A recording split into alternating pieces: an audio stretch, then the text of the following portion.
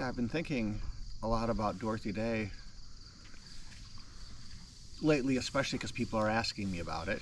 And I did know Dorothy. I was 19 years old, and she was 78 when we met, 1975, and I lived at the New York Catholic Worker for the next 4 years, and she died the year after I left.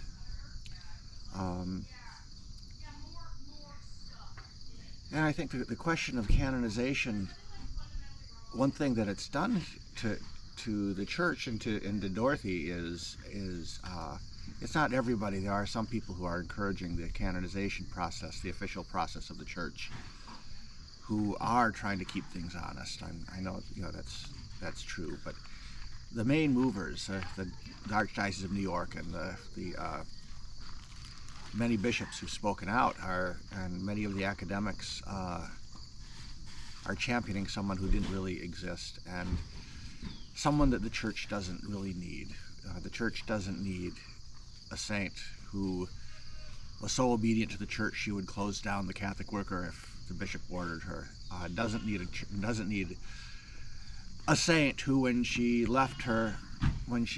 became a Catholic, abandoned all of her radical friends of the past, which is something that some insist on is true, and doesn't need a saint who's obsessed about what a priest wears at celebrating Mass. I think Dorothy's devotion to the Eucharist was much, much deeper than that.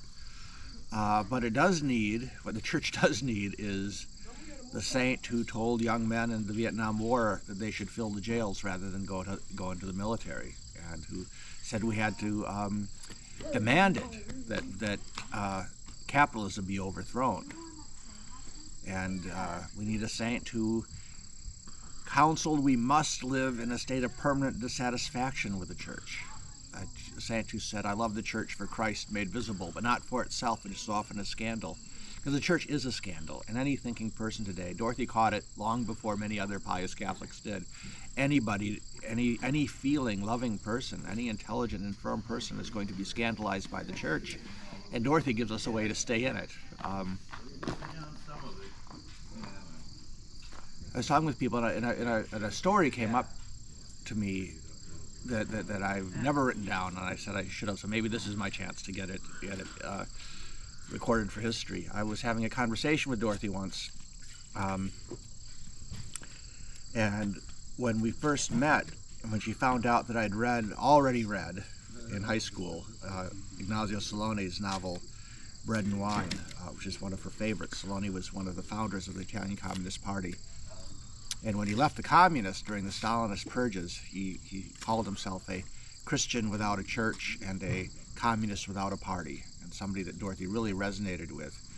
So every time she talked to me, she brought up Salone. And the one time she wrote to me when I was in jail, she mentioned Salone. And so we were having a conversation, and she was talking about the time in the lead up to the Second Vatican Council. A number of women from around the world, Catholic women, met in Rome, and Dorothy was one of them, and they fasted and prayed. They lived together in a convent, and every day they went out and made appointments with the different bishops and got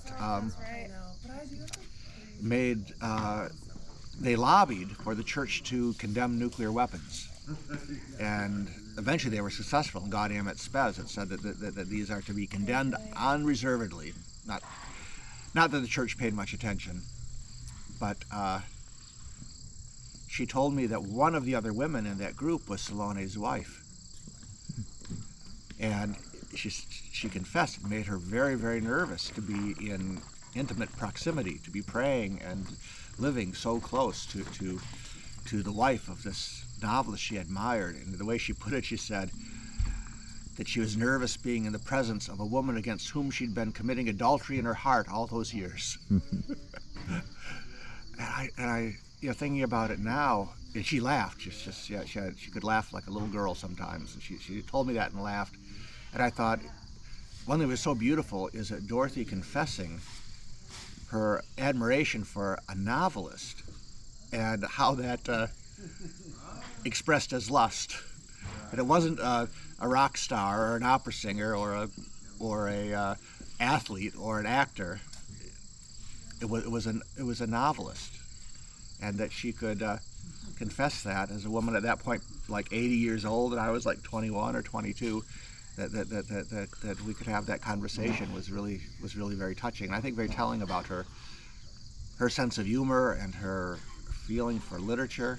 Um, so, no, I wish I was interviewed by the. I was summoned to give sworn testimony before the tribunal for Dorothy's canonization, and somehow I didn't think about telling that story, and I wish I had.